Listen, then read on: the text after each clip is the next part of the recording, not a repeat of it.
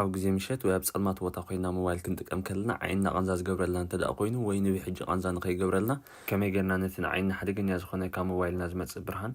ንከላኸሎ ወይ ነጉድሎ ኣብዛ ቪድዮ ክንርኢ ኢና።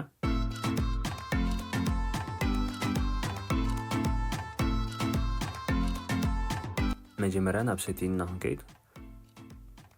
ብድሕሪኡ ከም ዝብል መጸና ኣብዚኣ ዲስፕሌይ ትብል ዘላ ኣብዚኣ ንጥውቕ ብድሕሪኡ ከም ዝብል ክመጸና እዩ ኣብዚኣ ኣይኮን ፎር ሺልድ ትብል ዘላ ኣብዚኣ ክንጥውቕ ኢና ብድሕሪኡ ከም ዝብል መጸና እዚኣ ኦፍ ኮይና ዘላ ኦን ንገብራ ከም ንሪኦ ዘለና እቲ ብርሃን ዳይሬክት ተቐይር ኣሎ ንሕጂ ዘይኮነ ንኹሉ ግዜ ኣብ ዝተወሰነ ሰዓታት ከምኡ ክኾነልና እንተደኣ ደሊና ንኣብነት ምሸት ካብ ዝተፈለየ ሰዓት ኣብዚ መጺና እቲ ዘለናዮ ሰዓት ካብቲ ክጅምረሉ ዝደለየ ማለት እዩ መሪጽና ንኹሉ ግዜ ከም ኣውቶማቲካሊ ከም ዝውላዕ ክንገብሮ ንኽእል ኢና ንኣብነት ሰዓት 7 መሪጸ ዳንኤል ኣለኹ